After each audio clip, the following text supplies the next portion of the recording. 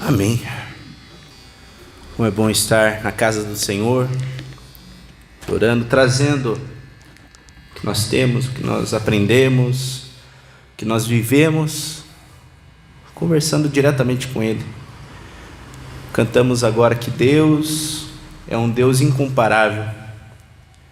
Religião, nós temos várias, das mais antigas possíveis. Nós temos religiões, inclusive, que aparentemente respeitam mais aqueles deuses que têm olhos, mas não veem, têm ouvidos, mas não ouvem, tocam, apalpam, mas não conseguem sentir nada. Nós temos atualmente a chama do zoroastrismo, que é uma chama muito parecida com aquela que nós encontramos no Antigo Testamento, a chama que não poderia se apagar, e que Eli e a sua família sacerdotal e o seu ministério deixavam a chama do Espírito de Deus dentro do templo se apagar, talvez para economizar óleo, talvez pensando em coisas secundárias diante do culto de Deus. E há 2.500 anos a chama está lá na Pérsia, né? Até hoje. E eles cuidam. Muitas vezes o povo de Deus se esquece, os líderes do povo de Deus se esquecem. E essa semana me tocou muito a história de um homem. Ele foi discípulo direto de João o apóstolo, aquele mesmo que escreveu o Apocalipse, as cartas de João, o Evangelho de João, que foi Policarpo. Policarpo foi um dos pais da igreja, onde muito novo ele aprendeu aos pés de João e viveu toda uma vida de defesa da fé lá no primeiro século, sofrendo perseguição, passou pela perseguição de Nero, passou pela perseguição de Tito o Grande, passou pela perseguição de Diocleciano, passou por diversas perseguições. Mesmo assim, nunca renunciou, nunca deixou a chama do Espírito de Deus dentro de si se apagar em nenhum momento.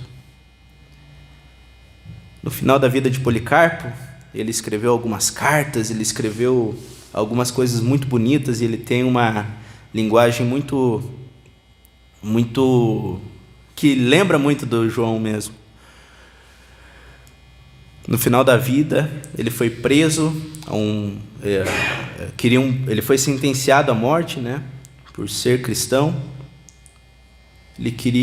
Queriam prender-lhe numa estaca de madeira para que ele não fugisse, e ele foi condenado à morte por fogueira, ele seria queimado vivo.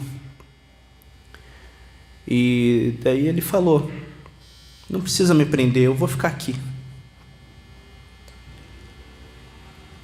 O Deus que me deu força para viver toda essa caminhada, Ele vai me dar força para eu não sair daqui. O Deus que eu sirvo, Ele vai me dar força. E falavam para ele: mas Policarpo, é só falar, é só negar Jesus, é só falar que estava errado, que o que você falou era bobagem, que esse Deus não existe. Renuncia a Jesus. E uma das frases que entraram para a história mais impactantes de Policarpo foi que: até aqui, eu com quase 90 anos, Deus nunca me abandonou. Eu não posso abandonar Deus nesse momento.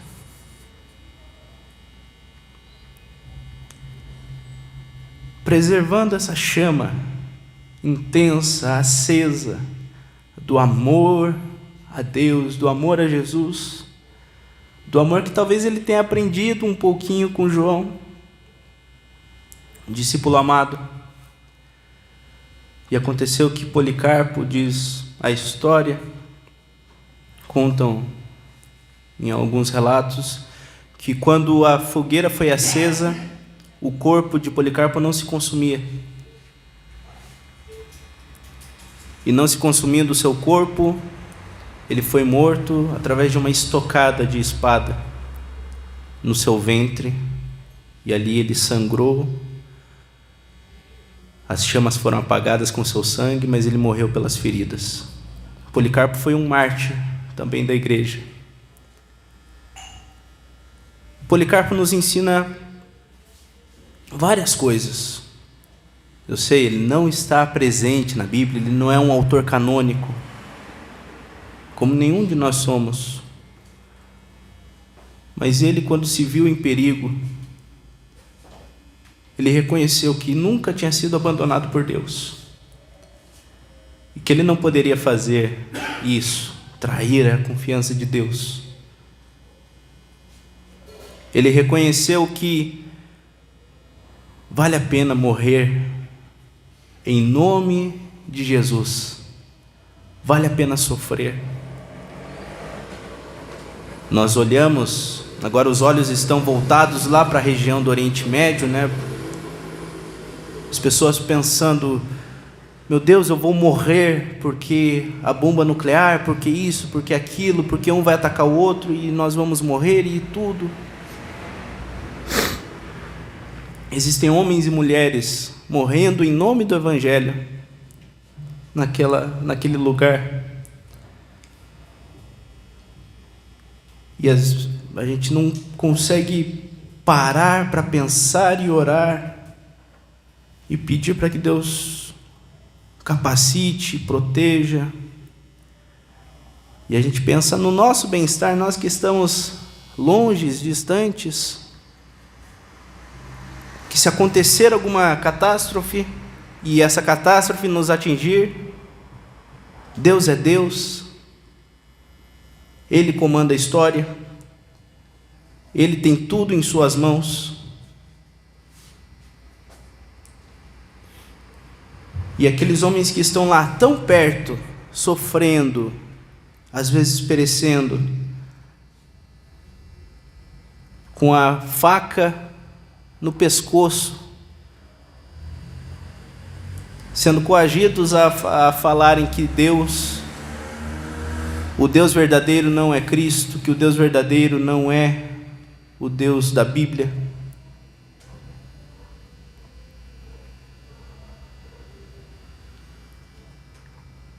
Não foi sempre que os homens de fé da igreja foram assim. Isso é uma capacitação sobrenatural do Espírito Santo. Os apóstolos, quando foram enviados, estavam morrendo de medo, mas cheios do Espírito Santo, Deus os encorajou. Deus deu coragem para todos aqueles homens, para que eles pudessem enfrentar apedrejamentos, açoites, violências, e nunca se esqueceram e nunca abandonaram, e sempre se lembraram que Deus não havia abandonado eles em nenhum momento. E durante a perseguição a gente tem que lembrar que em nenhum momento nós estamos sós. Deus nos protege, cuida de nós o tempo todo.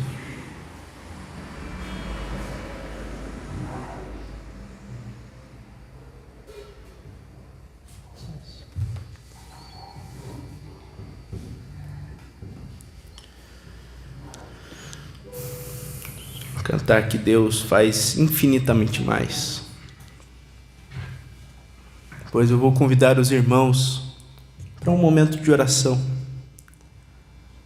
lembrando desses homens, pedindo coragem para que nós possamos enfrentar as dificuldades que vivemos por causa do Evangelho, que para nós, olhando a situação do mundo, nem parecem ser tão complicadas, né? Às vezes nós reclamamos que está frio demais para ir na igreja. Uma coisa tão pequena. Às vezes nós reclamamos de coisas tão insignificantes.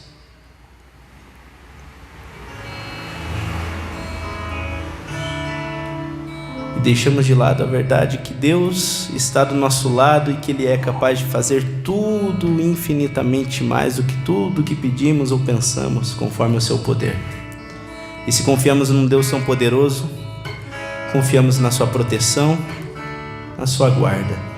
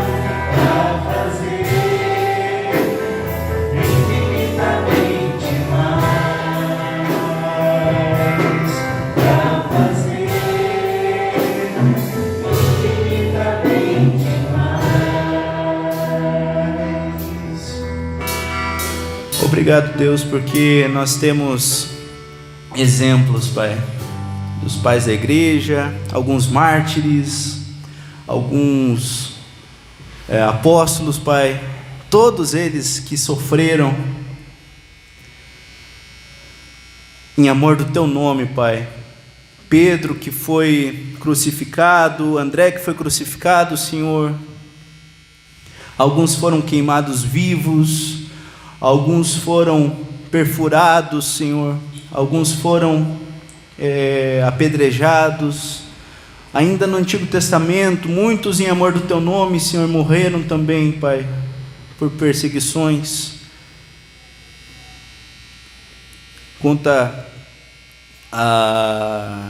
Contam que Isaías, Senhor, foi cerrado, partido ao meio, Senhor. Mas, Pai, nós lembramos destes homens de fé, corajosos, Pai, outros também que sofreram perseguições durante a história da Tua igreja, Pai. Os homens que estão nesse momento, Senhor, fazendo parte da história da Tua amada igreja, Pai, entregando a sua vida por amor à Tua igreja, Pai. Nós nos lembramos destes homens de coragem, estes homens de fé, Senhor, estes homens que abandonaram tudo e principalmente a si mesmos, Pai, por amor do Teu santo nome, Deus. E eu sei, Pai, que isso tem uma origem. Eu sei, Pai, que isso tem um motivo. Eu sei que eles olham para alguém, Pai, e percebem que e tem um espelho, e tem um referencial, Pai, que esses homens humilhados e mortos, Senhor, por amor do Teu nome, eles ergueram um dia os olhos e olharam para a cruz e viram Teu Filho, Pai, sendo crucificado no alto do monte da caveira, Pai, no alto de um monte, Pai. O Teu Filho, o Cordeiro de Deus que tira o pecado do mundo, estava pendurado por minha causa, Pai.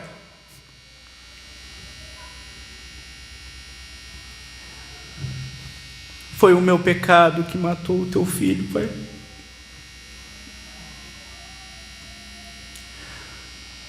Mas atendendo à Tua justiça, e Jesus sendo Deus, humildemente submisso à Tua vontade, ó Deus, se entregou, abriu os braços naquela cruz e declarou para todos nós aqui, Israel, Rebeca, Ismael, Giane, Bia, Romildo: está consumado, a tua dívida foi paga, a tua dívida foi perdoada diante do juiz, do justo juiz. Esse é o amor que Jesus tem por nós, Senhor. E esse é o amor que eu me coloco à disposição para ter diante da Tua graça, Senhor, diante da Tua bondade, Deus, diante da Tua palavra. E se for preciso sofrer, Senhor, que sofra por amor do Teu nome, Deus. Nós nos lembramos desses homens de fé, Senhor. Os profetas, os apóstolos, os pais da igreja, Senhor. Outros homens também que ao longo da história sofreram. Lutero, que foi perseguido também por trazer a palavra de forma acessível ao povo, Deus. Por isso te louvamos, Senhor, pela vida desses homens, pela vida das mulheres também que deram tudo de si, Senhor, por amor da Tua palavra, Deus. Em nome de Jesus eu oro, agradeço e peço, Senhor, coragem para estarmos diante do Teu trono de graça, olharmos para a cruz e ver que ela está vazia, porque o nosso Deus vive eternamente e com Ele viveremos eternamente, pelos séculos dos séculos. Amém. Amém, Deus.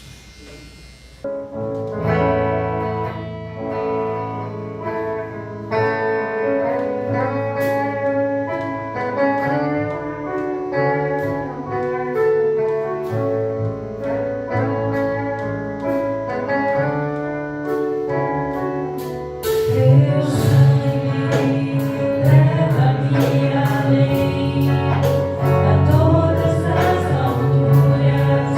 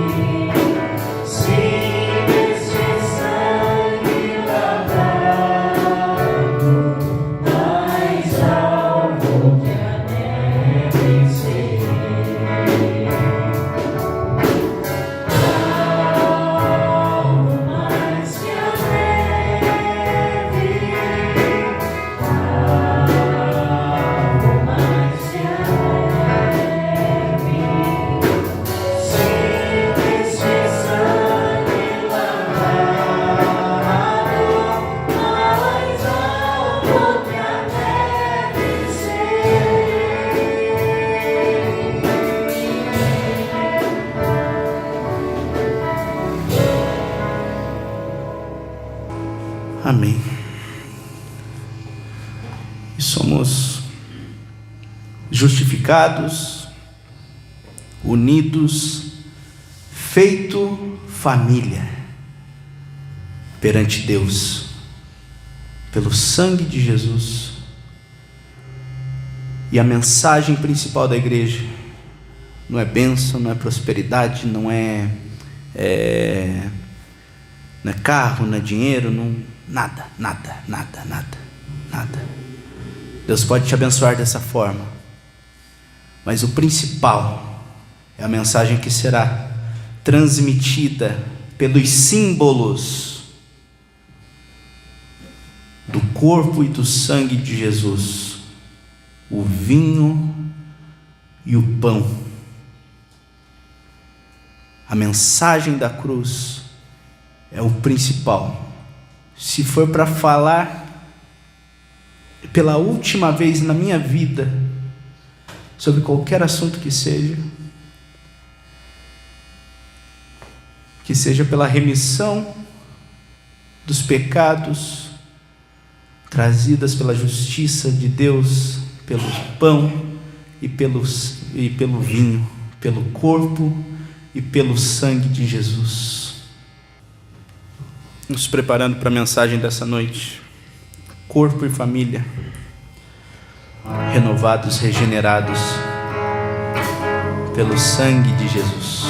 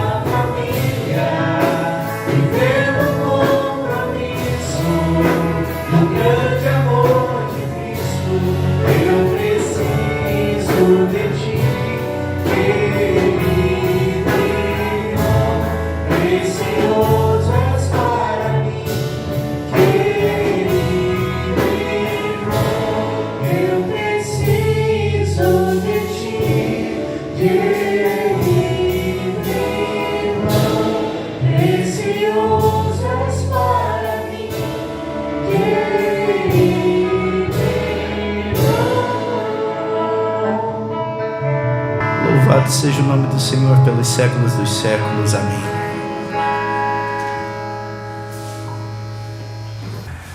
Eu fico muito feliz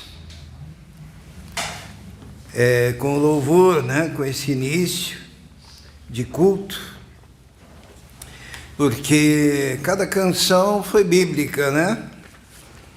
Nós falamos sobre o sangue, sobre a regeneração, sobre a comunhão, sobre a justificação pela fé, assuntos profundos, né? Em cada canção, eu estava ali impressionado, né? E também, durante as orações fundamentadas na teologia bíblica, de forma profunda, como Deus agiu em relação a nós, como família de Deus, como isso é importante. E como o Espírito Santo conduziu, porque, na verdade, tudo que foi cantado, tudo que foi louvado, né? Período de cânticos e louvores, é a mensagem de hoje, que eu estava preparando. Né? Israel não sabe sobre o que eu vou pregar, escolheu lá as músicas, o grupo de louvor não sabe, mas é muito bom porque ilustra aquilo que Deus tem mexido, principalmente nesses últimos dias, no meu coração. Eu quero convidar os irmãos a abrirem, então, as suas Bíblias em Jeremias, no capítulo 6. Jeremias, capítulo 6. A partir do versículo 7. Convido os irmãos a se colocarem em pé para a leitura da palavra do Senhor.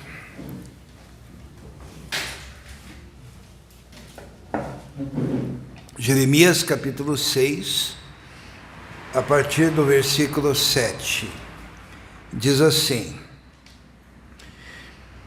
como a fonte produz as suas águas, assim ela produz a sua malícia. Violência e estrago se ouvem nela. Enfermidade e feridas há diante de mim continuamente.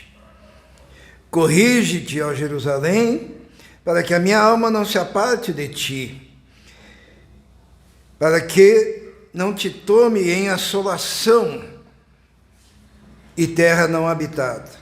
Assim diz o Senhor dos Exércitos: diligentemente respigarão os resíduos de Israel como uma vinha. Torna a tua mão como vindimador aos cestos. A quem falarei e testemunharei para que ouça? Eis que os seus ouvidos estão incircuncisos e não podem ouvir. Eis que a palavra do Senhor é para eles coisa vergonhosa, não gostam dela. Vamos ler ainda o versículo 14, diz assim: e curam a ferida da filha do meu povo levianamente, dizendo: paz, paz, quando não há paz. Vamos orar. Senhor, dependemos agora de Ti, para que possamos, ó Deus, ouvir a Tua voz.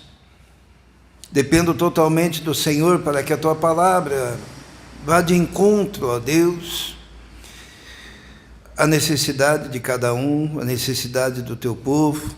Pedimos então que o Teu Espírito Santo nos envolva, promova, Senhor, um despertamento, um avivamento, mover aqui na Tua casa. Nos submetemos a Ti neste momento, em nome de Jesus. Amém. Irmãos, podem se assentar.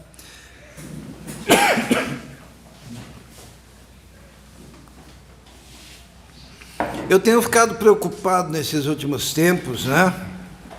E Deus tem me incomodado. E o pregador não é aquele que escolhe uma palavra e o que eu vou falar hoje, né? Assim, como se fosse alguém pegando numa caixinha de promessa um versículo aleatório. Mas entende-se que o pregador fala a palavra de Deus, a palavra que é para o povo, para aquele dia, para aquela hora, para aquele momento, especificamente. E o que tem me incomodado, essa semana entrou aqui um bêbado, talvez drogado também, chorando pelas criancinhas. Não vou falar os nomes, né, mas lá de onde estão acontecendo guerras. Alguns irmãos presenciaram isso. E ele se ajoelhou ali, levantou as mãos pelas criancinhas. Um bêbado, drogado. Isso é um fenômeno que tem acontecido. Eu estive num lugar agora recentemente, e um bêbado entrou e começou a dizer: eu preciso dessa palavra, eu preciso ser transformado. Foi até o púlpito, voltou do púlpito, se colocou de joelho, depois ficou em pé, veio para o meu lado e falou: eu quero falar com o senhor. Eu falei: agora não é hora, agora é hora de culto, olhe lá, para frente. E daí ele viu que comigo não ia ter oportunidade, daí ele foi incomodar outra pessoa.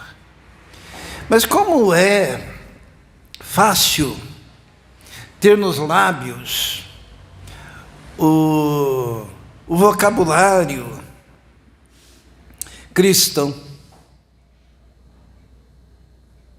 Isso é muito sério. Tá?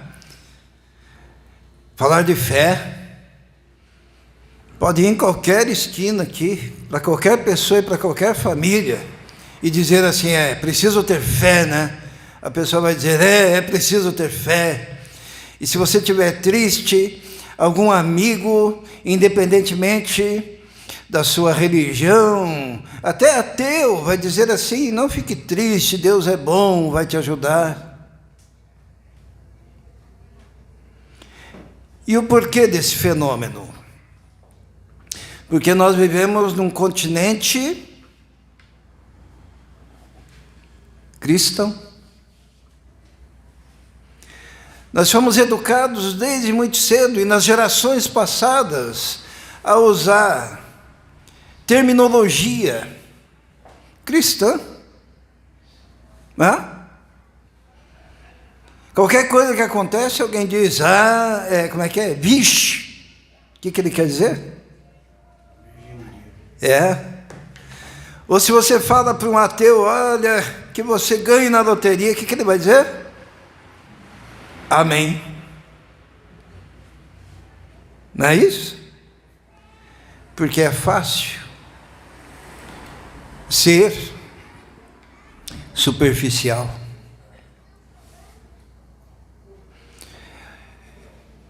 Todos sabem aqui que eu sou um pesquisador, e eu andei ouvindo algumas mensagens aí nos últimos dias, e é de estremecer. A superficialidade, aquele dizer cristão, mas que qualquer um, até o bêbado, falaria.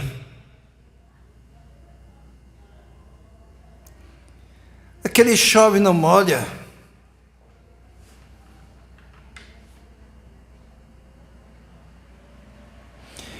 E algo me veio ao coração, que é a ideia de que é muito fácil usar a terminologia cristã, sem poder, sem profundidade, sem conhecimento. Porque não é só você ter a terminologia. O eunuco estava andando, chegou então Felipe, disse: entendes tu que lês? Como vou entender se não há quem me explique? E ele entendendo, desceram, ele foi batizado e feliz, seguiu o seu caminho e evangelizou toda uma região, porque a vida dele foi transformada.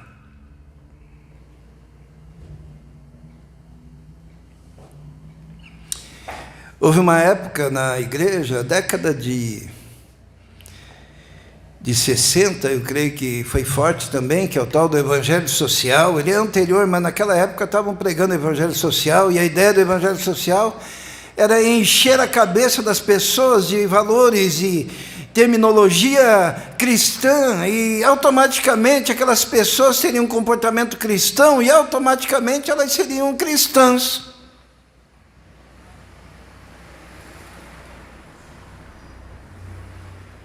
Mas não aconteceu.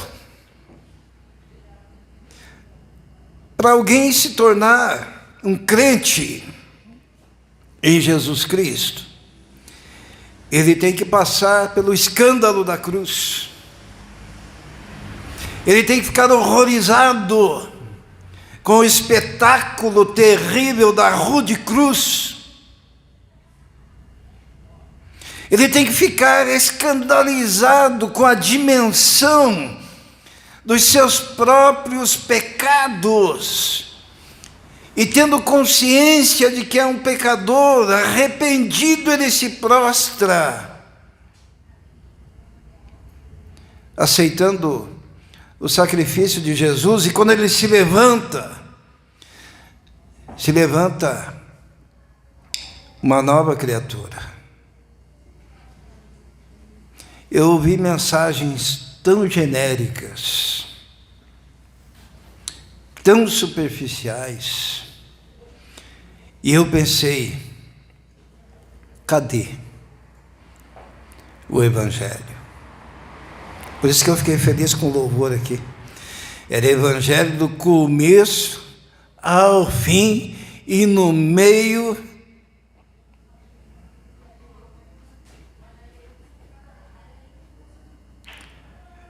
Por que será que acontece essa superficialidade? O que aconteceu?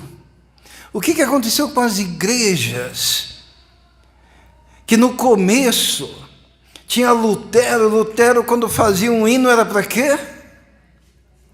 Para ensinar a profundidade da redenção, a profundidade do relacionamento com Deus. Quando Carlos Wesley fazia hinos, era para ensinar sobre a regeneração, sobre a onipotência, onipresença, onisciência, sobre os atributos morais de Deus, sobre os atributos naturais, sobre a necessidade do homem de se levantar, ser levantado das trevas. O que aconteceu? Por que a gente ouve, como diria o João Alexandre, vãs repetições? Vãs repetições. Vãs repetições.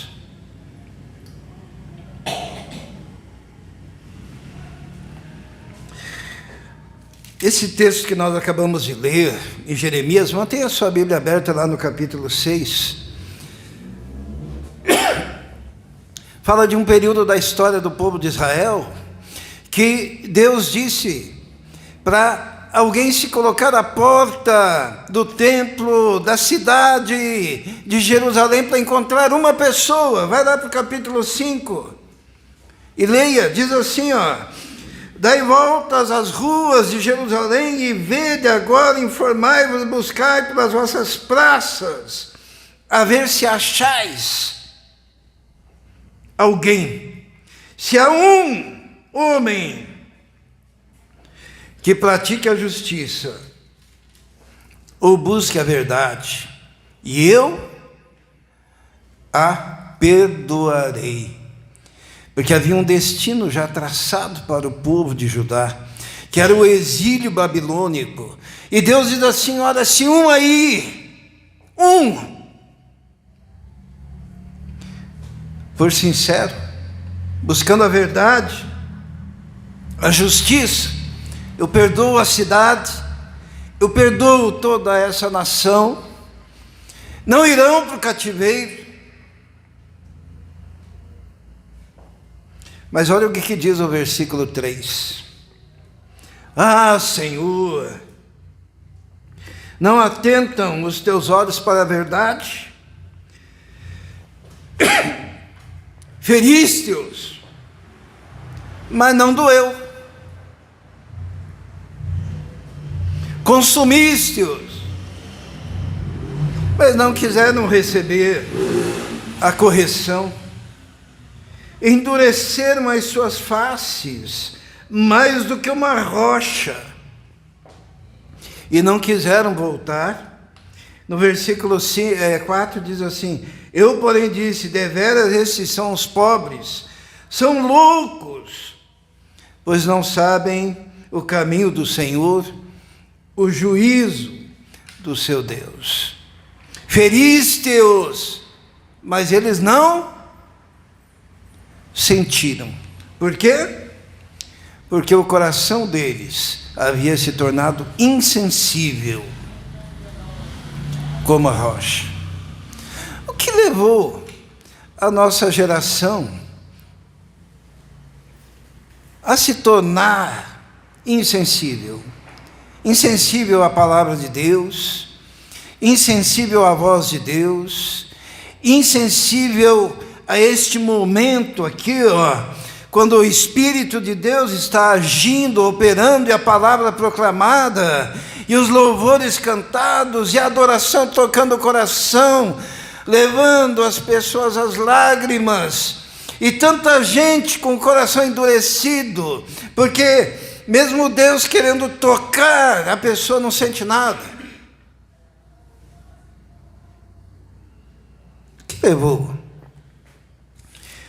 E um pouquinho mais para frente, nós encontramos o que aconteceu. Versículo 10 do capítulo 6.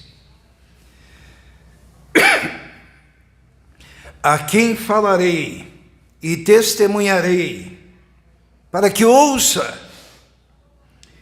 Eis que os seus ouvidos estão incircuncisos, e não podem ouvir. Eis que a palavra do Senhor é para eles coisa vergonhosa.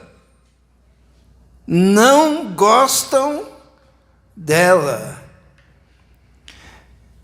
Sabe por que eles haviam se tornado insensíveis? Porque eles não gostavam da palavra. Eles não amavam a palavra. E aconteceu o seguinte, que houve uma diluição, e a superficialidade conquistou aquela nação, e a superficialidade tornou-se o normal e o aceitável para aquele povo. Porque os profetas eram superficiais, porque os sacerdotes eram superficiais. Sabe, quando eu subo aqui ao púlpito, né? Um grupo pequeno, e eu subo tremendo, por causa da palavra de Deus. Que responsabilidade! E hoje em dia, um bando de gente que se acotovelam para subir ao púlpito, para pregar amenidades, pregar obviedades, pregar superficialidades, falar o que todo mundo fala, cuja mensagem não se diferencia em nada dos pensamentos de um incrédulo que tem vocabulário de crente.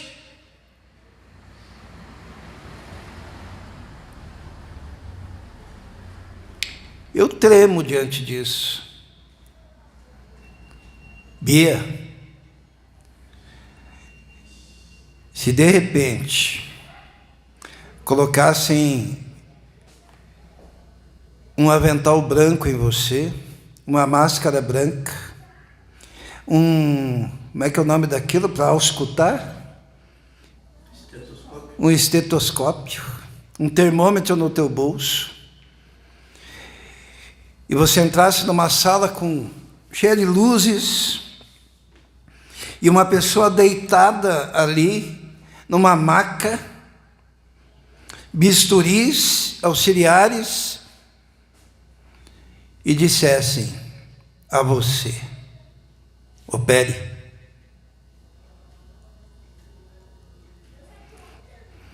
Acho que seria um pesadelo, né? Hã? Como esses caras não têm vergonha, medo, pavor, tremor de serem colocados numa função que Deus não os chamou, para as quais não estão preparados, sem conhecimento da palavra, ensinando coisas que não sabem, lendo textos que mal conseguem pronunciar.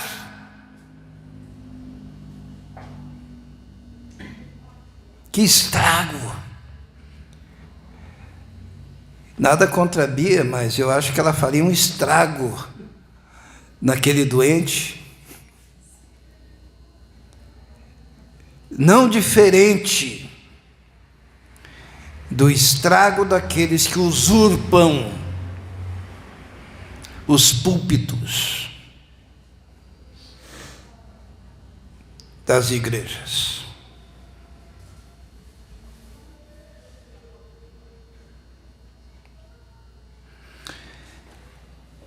E o resultado disso é um povo superficial. É um povo que não ama a palavra. E as amenidades causam alguns efeitos. Vamos ver alguns efeitos. O primeiro efeito dessa situação está no versículo 14 do capítulo 6. Diz assim: e curam a ferida da filha do meu povo, levianamente, dizendo paz, paz, quando não há paz. Sabe, melhor que a palavra levianamente, sabe qual que é? Talvez alguém tenha essa tradução aí. Curam superficialmente a ferida do meu povo.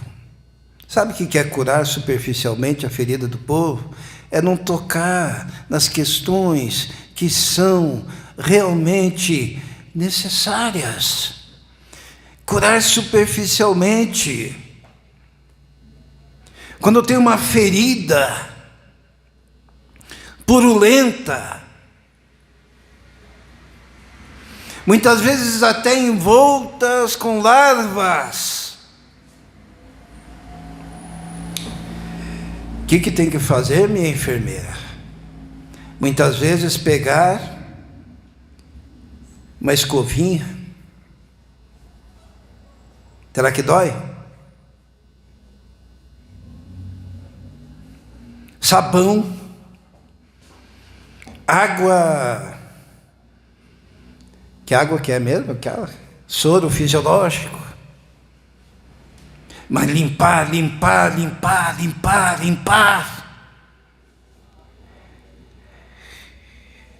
Mas daí o enfermeiro negligente, ele olha e diz: não dá nada, vou só passar uma faixa. O que você acha, enfermeira? Curam superficialmente a ferida do meu povo. E fica um povo com vocabulário cristão, com as feridas escondidas. Estão condenados à morte. Serão comidos por bichos.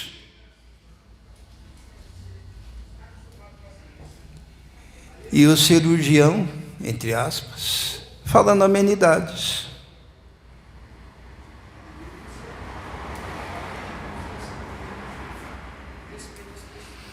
Eu sou de uma época que o cara relutava para atender ao chamado de Deus para ser pastor. Ele: não sou capaz, não tenho condições. Hoje eu conversei com uma pessoa que disse assim: resolveram me ordenar, eu aceitei, agora pode colocar, me chama de pastor, né? A minha mulher não quis, né? Mas aquele outro lá quis.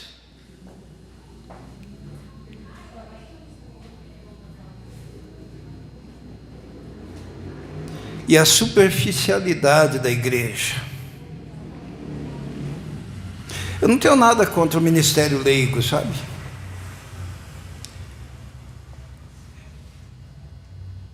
O leigo deve trabalhar, prioritariamente falando o testemunho da sua vida de conversão.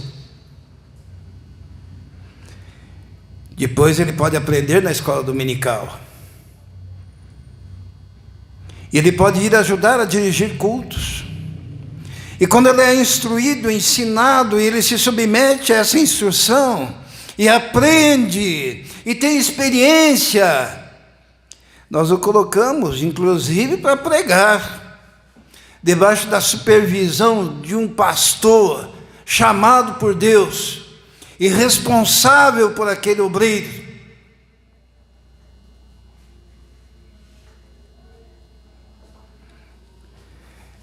Porque o efeito de não ser assim é superficialidade, é leviandade. E a ferida do povo é curada como? Superficialmente. Significa que não foi curada.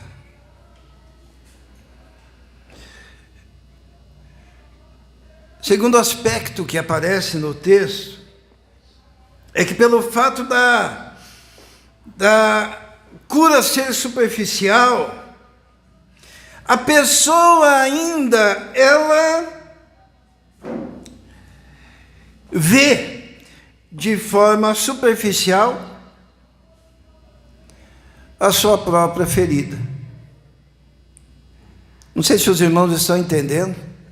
Quando a pessoa não percebe, não compreende, não entende a dimensão da sua própria ferida, porque se curam superficialmente a ferida do povo, significa que a ferida está ali, só que o povo não consegue enxergar a própria ferida, o povo não consegue enxergar os próprios pecados, e vivem se resbaldando no pecado e na comunhão, que o profeta Isaías diz que o ajuntamento solene daquele povo era abominável a Deus, porque eles juntavam culto solene com iniquidade no mesmo ambiente.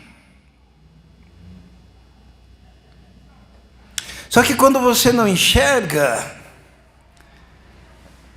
as próprias feridas. Vamos ler ali, capítulo 6, no versículo 7 de Jeremias, diz assim: Como a fonte produz as suas águas, assim ela, Jerusalém, né? Produz a sua malícia. Violência e estrago se ouvem nela. Enfermidade e feridas adiante de mim, diz Deus, continuamente.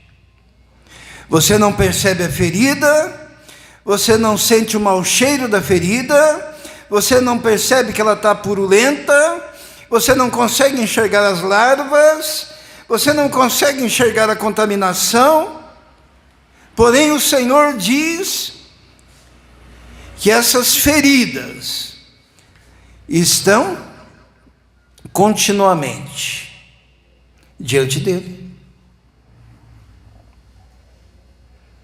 Olha o perigo da superficialidade, meus irmãos. Eu louvo a Deus que eu comecei esse culto dizendo que eu percebi no louvor que não havia o quê? Superficialidade, mas que havia profundidade.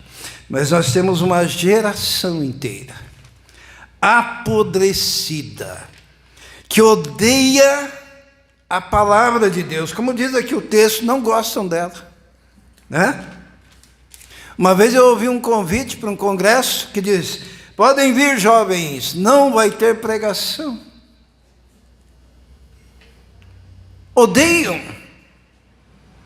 a palavra.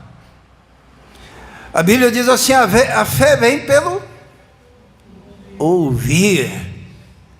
Ouvir o quê? A palavra.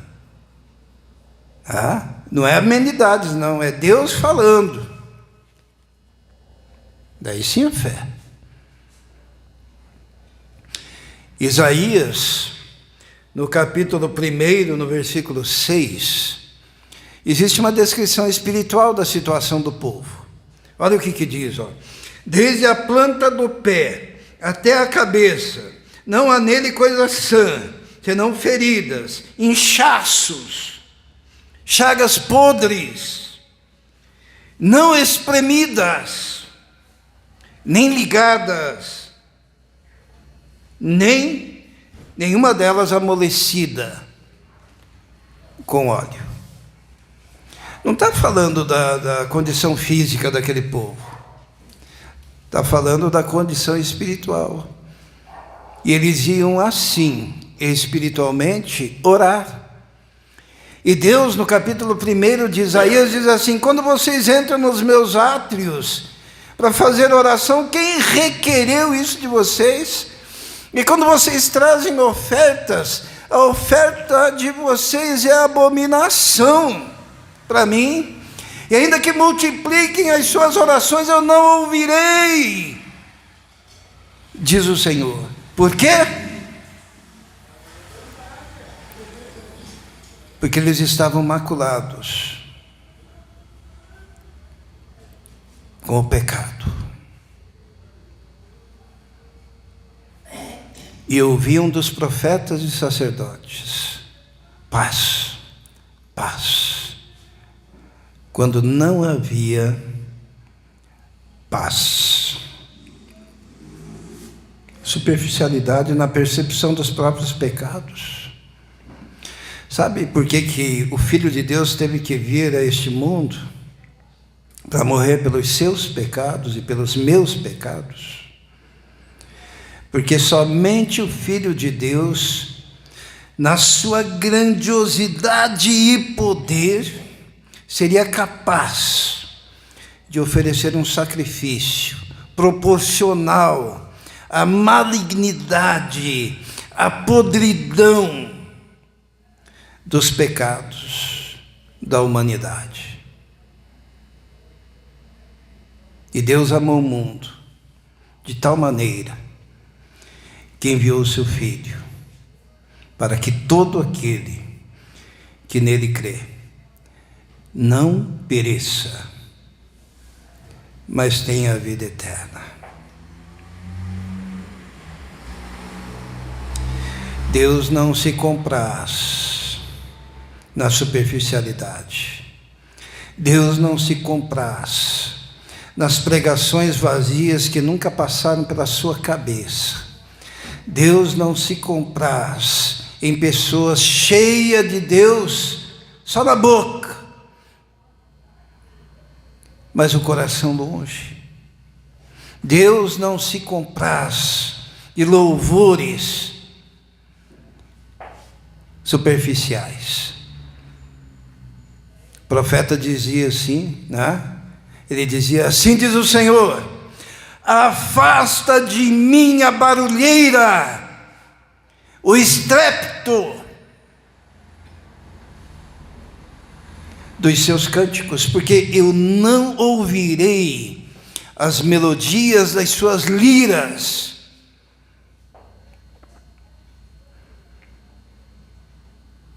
Sabe o que Deus requer de nós? Deus requer de nós profundidade.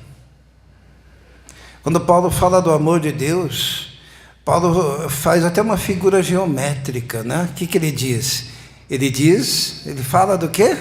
Do amor de Deus, da profundidade, da largura, do comprimento e da altura, e ele ora para que a igreja de Éfeso compreendesse o tamanho, a profundidade, a altura, a dimensão do amor de Deus, para que vivessem na altura da fé que foi entregue a nós, de uma vez por todas, nas Escrituras. Fé que os profetas antigos desejaram ver se cumprir em Cristo e não puderam, mas que nós tivemos o privilégio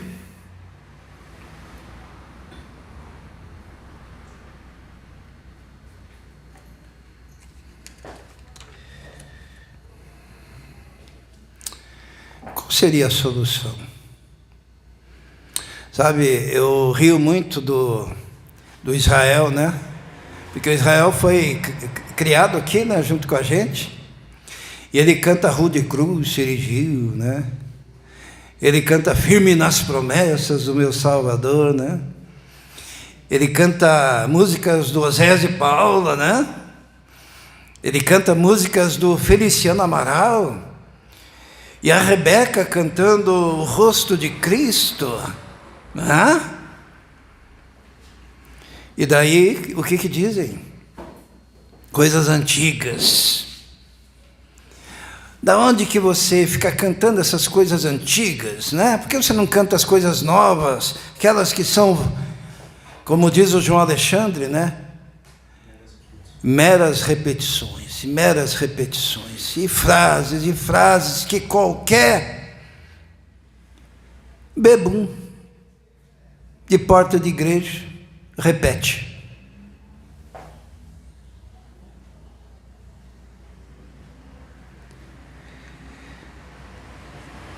E essa geração superficial, o problema dela, é que ela também tem uma visão superficial dos caminhos antigos, das veredas antigas. Vamos ler ali, Jeremias capítulo 6, versículo 16, a solução que Deus dá para aquele povo superficial, aquele povo que não gostava da palavra, aquele povo que tinha as feridas profundas e fedorentas, mas que nem sequer percebiam. Qual a solução que Deus dá? Está no versículo 16. Assim diz o Senhor: ponde-vos nos caminhos, e vede, e perguntai pelas veredas antigas. Qual é o bom caminho? E andai por ele, e achareis descanso para a vossa alma. Mas eles dizem, o quê? Não andaremos. Deus diz assim: povo, lembre das veredas antigas. Vereda é caminho, tá? Quais são os caminhos antigos? O que Deus está querendo dizer? Está dizendo, ó, olha para Moisés, olha para Abraão, olha para Josué, olha lá como eram, imitai a fé daqueles que caminharam essa caminhada e que fizeram proezas em nome do Senhor.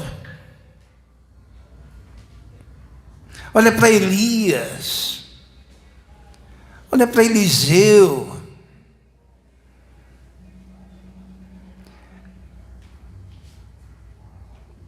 mas o quê? Eles não quiseram. O que eles disseram? Disseram assim, não andaremos. Olha o versículo 17. Também pus atalaias. O que é uma atalaia? É um profeta, né? É o vigia que toca a trombeta e avisa do perigo. Diz assim, também pus atalaias sobre vós, dizendo, estai atento à voz da trombeta. Mas dizem o quê? Não escutaremos. Portanto, ouvi, vós nações, e informa-te tu, ó congregação, do que se faz entre eles. A gente deve olhar para isso. Não olhar com superficialidade os antigos, as veredas antigas, os caminhos antigos. Se nós fôssemos falar para o nosso tempo agora, que eu mencionei Moisés, Josué, Elias, poderia dizer, olhe para o Wesley, para o John Wesley, para o Carlos Wesley, para o Whitefield, dá uma olhada lá, olha os caminhos, olha as proezas, olha os avivamentos de Whitefield, de Jonathan Edwards, Billy Graham. O que vocês estão colocando no lugar? É vergonhoso. Ensina-se que não se pode pregar. Pregação tem que ser curta, vocabulário reduzido quase ao analfabetismo.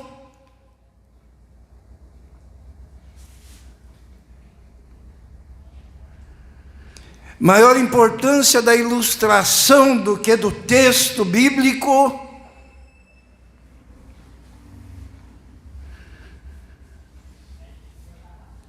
E superficialidade aceita.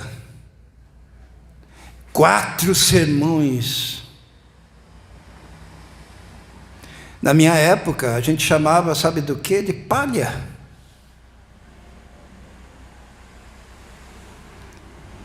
Porque o povo vem para ter uma refeição. E você vai dar palha.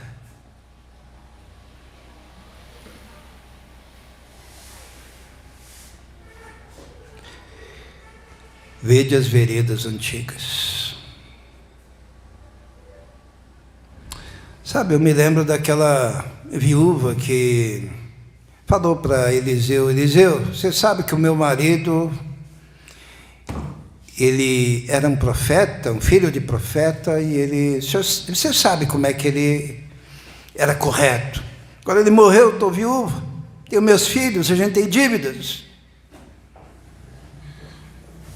Eliseu olhou para ela e disse, o que eu posso fazer por você? O que você tem em casa? Graças a Deus ela tinha o quê? Tinha uma botija com azeite. Ainda tinha azeite na casa dela. O problema da superficialidade é que o povo está andando aí sem azeite. E daí é complicado, né? Mas ela tinha azeite, tinha um pouco lá na botija.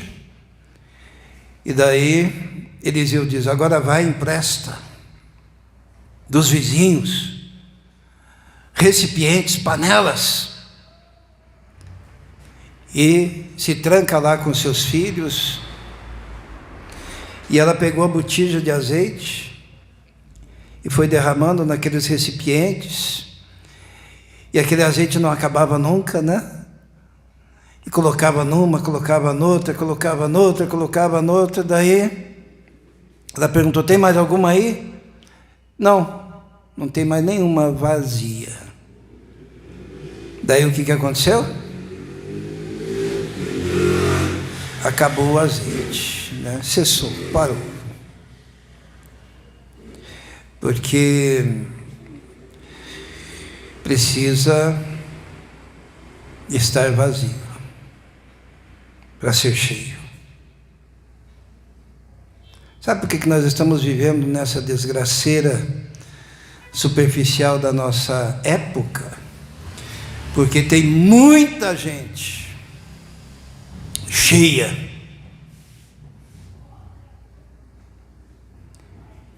cheia de convicções erradas, cheia de raciocínios errados, cheias de pecado, cheia de teologias de coach, cheias de teologias de falsos mestres, cheias de internet. Outra característica dos 4 últimos sermões que eu ouvi é que todos eles falaram na introdução: eu estava olhando e pesquisando sermões ou mensagens na internet,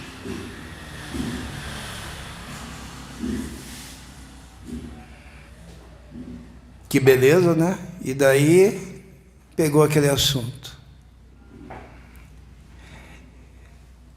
Estava cheio de voz da internet. Como seria diferente se esvaziasse totalmente e vazio chegasse diante de Deus e dissesse: Senhor, enche-me da sua palavra, da sua mensagem, do seu óleo, da sua unção. Porque daí ele viria e diria: assim diz o Senhor.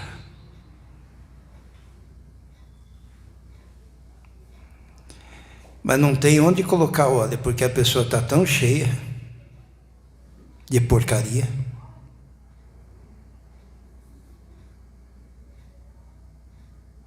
E com a cabeça totalmente pervertida.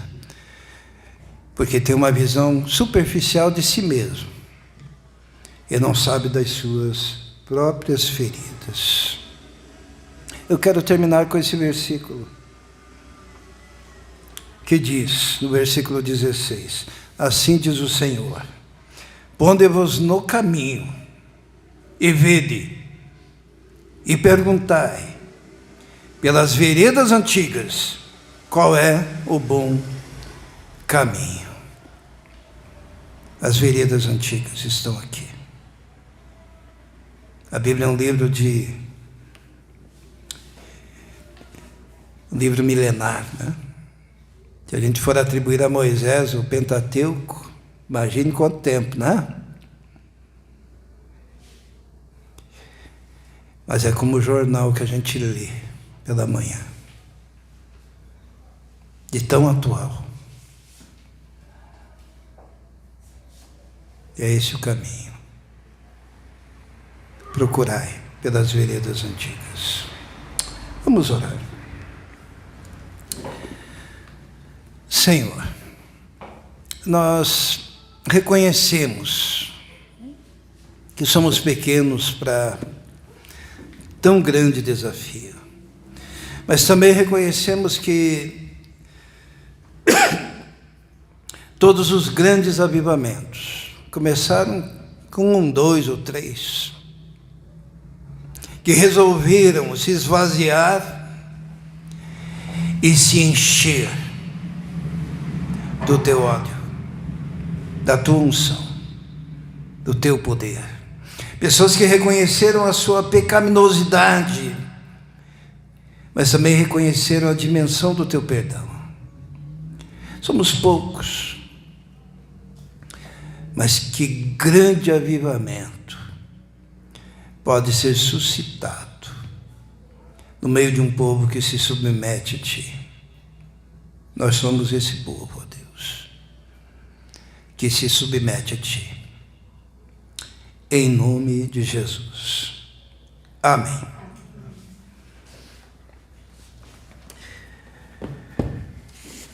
Eu vou convidar o Mateus e a Fer, que venham me ajudar. E hoje nós temos a ceia do Senhor, né? Eu não quero de jeito nenhum transformar a ceia do Senhor num apêndice, né? Num apêndice do culto. Porque, na verdade, ela é o complemento de tudo que falamos. Para que serve a ceia do Senhor? É um memorial, para que a gente nunca esqueça a verdadeira mensagem do Evangelho. A gente pode falar de tudo, mas se não tiver o sangue de Cristo e o corpo dele na cruz e a sua ressurreição, nós não falamos de nada. E é por isso que participamos da ceia do Senhor. Para quem que é a ceia do Senhor? A ceia do Senhor é para quem for biblicamente batizado, por imersão, aqueles que esse símbolo do batismo tem um significado real, porque houve conversão genuína,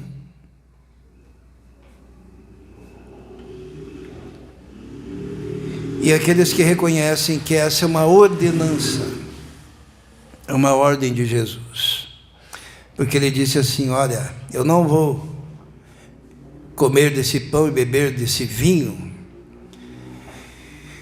até aquele dia que eu for comer e beber com vocês lá no céu. Lá no céu já vai comer, né? E beber vinho. Tem gente que vai se escandalizar agora. É Jesus que falou, não tenho culpa, né? Mas um dia nós estaremos lá no céu. E Jesus disse que ele não iria comer nem beber destes elementos até aquele dia. E nós deveríamos fazer isso para nós nos lembrarmos a vida toda que um dia o Filho de Deus se fez carne, morreu, derramou seu sangue, para que nós pudéssemos ser perdoados e pudéssemos ir até Ele.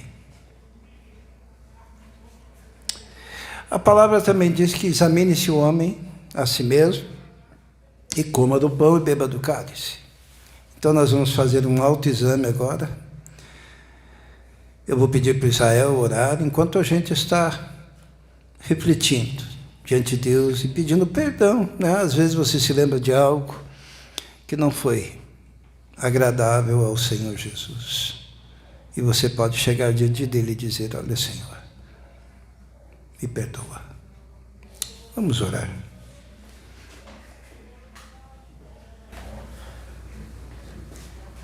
Bondoso Deus, estamos neste momento, Senhor, diante de Ti, de cabeça baixa, Senhor, olhando, analisando, Senhor, vendo a nossa vida, Pai, refletindo como sem a Tua presença e sem a Tua palavra, Senhor, tudo é vão, tudo é descartável, Senhor, tudo é dispensável, Senhor. Se não fosse a Tua presença, nada do que fizéssemos teria sentido. Nada do que temos, Senhor, teria sentido. Nosso trabalho não teria sentido, Senhor, nosso cuidado com o próximo, o carinho, as relações familiares, Senhor, nada disso teria sentido, Pai. Porque o Senhor dá sentido à nossa vida, o Senhor nos ensina como viver a Tua vida, Senhor. O Senhor nos ensina como viver dentro do Teu propósito, Senhor. Nesse momento em que nós cearemos, Pai, lembrando do Teu sacrifício, Deus, nós olhamos para a nossa vida reconhecendo, Senhor, os nossos erros e os nossos pecados, mas com a certeza, porque foi a boca do Deus Todo-Poderoso que disse que apaga todos os nossos pecados, que apaga toda a nossa iniquidade, Senhor, se nós nos entregarmos a Ti. O símbolo nos mostra o Teu corpo que foi partido por nós e o Teu sangue que foi derramado, Senhor, para limpar os nossos pecados, mas nós olhamos para dentro do nosso coração, Senhor, vemos as nossas falhas e suplicamos pelo Teu perdão, Deus, e suplicamos pela Tua limpeza, Deus, que nos tira toda a imperfeição. Por esse motivo nós pedimos que o Teu Espírito esteja presente, Deus, nesse momento, para que nos lembremos do Teu amor, da Tua justiça, Senhor, e do Teu perdão. Em nome de Jesus eu oro e peço por esse momento, Deus. Amém. Amém. Eu convido o Mateus que distribua o primeiro elemento, o pão, que simboliza o corpo do nosso Senhor, enquanto cantamos uma canção. Pode ser comigo, então?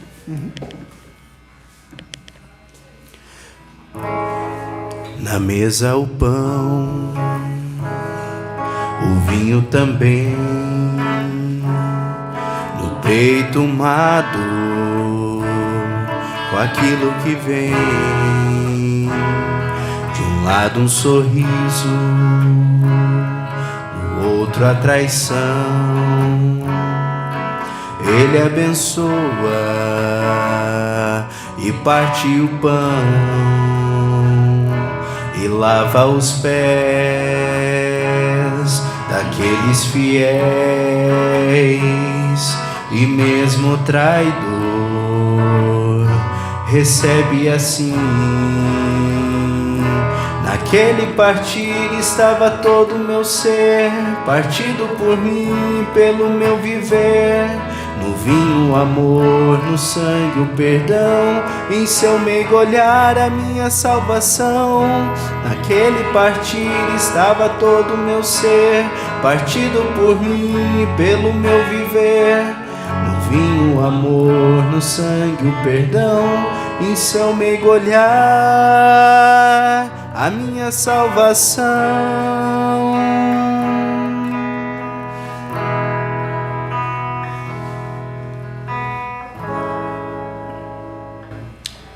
A palavra diz assim: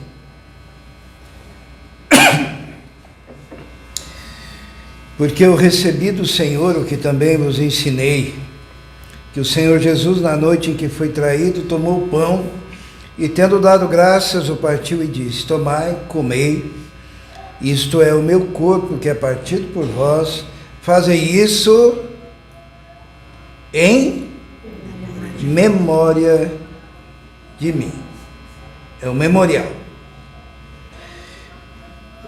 Diante da palavra do Senhor e como recordação daquilo que Jesus fez, nós vamos participar do pão, que simboliza o seu corpo. Comamos.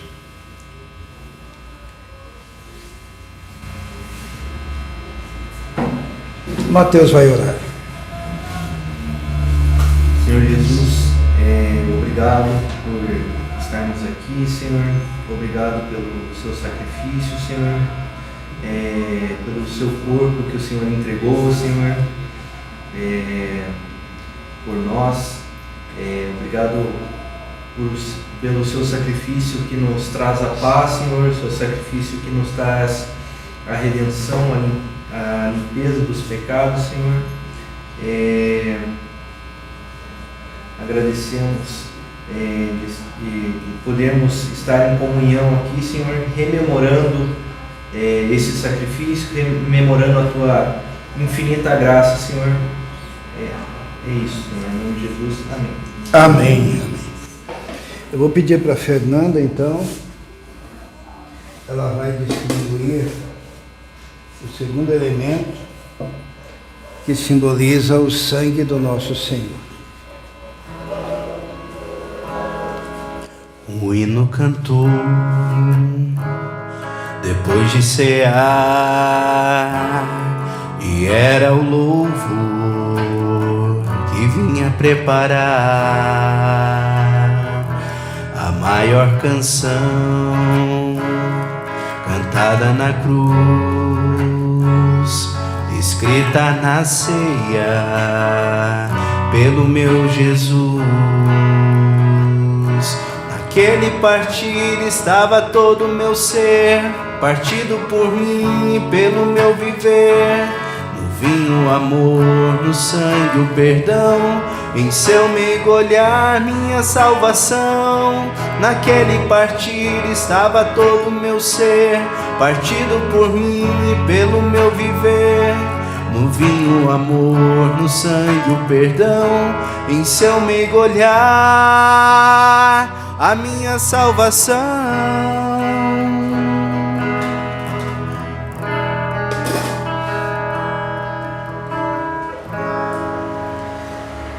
A palavra do Senhor diz o seguinte: e tomando o cálice e dando graças, deu-lhe, e todos beberam dele, e disse-lhes: isto é o meu sangue, o sangue do Novo Testamento, que por muitos é derramado.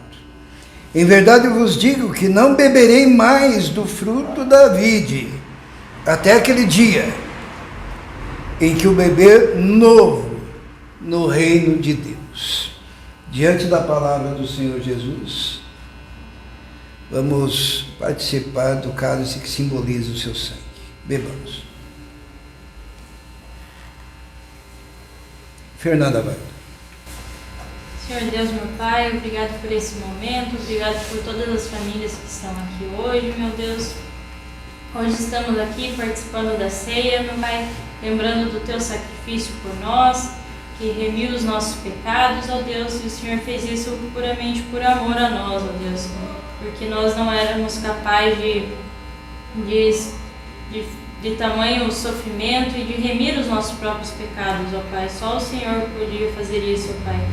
Obrigado, nós estamos aqui memorando o Seu sacrifício e agradecendo por tanta graça, ó Pai, imerecida. É isso que estamos fazendo aqui hoje, meu Deus, e te agradecemos. Amém. Obrigado, vocês podem se assentar. Dando a oportunidade para os irmãos que vieram preparados para a entrega de dízimos e ofertas, poderão fazer no gasofilácio à direita dos irmãos. Vamos cantar Jesus no Getsemane.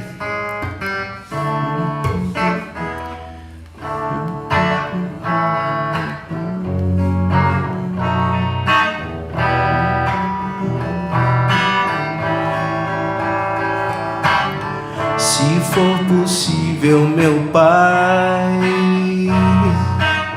passa de mim esta dor, mas que somente a Tua vontade se cumpra hoje em mim. Angústia e dores me vêm, a alma entristecer,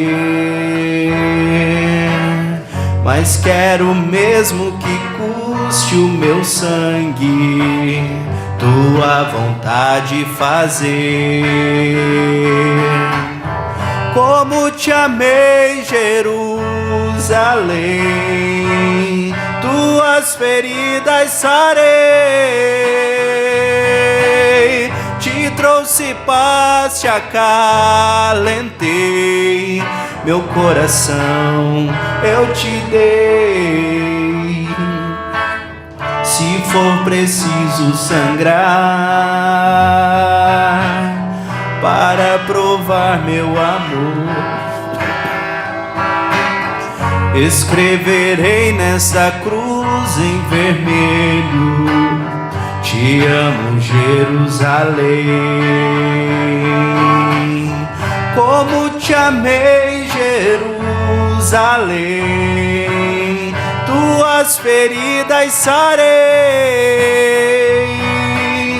te trouxe paz, te acalentei, meu coração eu te dei. Se for preciso sangrar para provar meu amor, escreverei nessa cruz em vermelho: te amo, Jerusalém. Escreverei nessa cruz em vermelho: te amo, Jerusalém.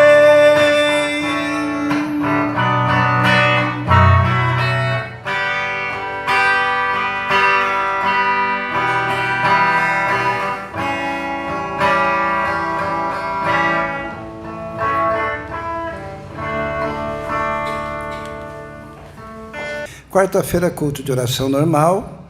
Sábado, projeto. O projeto está uma bênção. Vai ficar melhor ainda. Tá? E estaremos lá envolvidos. Amém? Vamos nos colocar em pé. Vamos orar. Santo e eterno Deus, precisamos de Ti para essa semana que inicia-se. Precisamos da Tua proteção, dos Teus cuidados, ó Deus, sobre nossas vidas. A vida é incerta, mas quando estamos andando contigo, temos segurança, firmeza, temos confiança. Por isso pedimos, ó Deus, a proteção e os cuidados do Senhor sobre cada irmão, sobre cada família da Tua igreja, dando capacidade para as atividades do dia a dia, dando sustento, ó Deus, dando proteção. Nós te pedimos isso, e que a graça do nosso Senhor e Salvador Jesus Cristo, o amor de Deus, o Pai, e a comunhão do Espírito Santo esteja com todos vós agora e para todos sempre. Amém. Dê um abraço no seu irmão. Deus abençoe.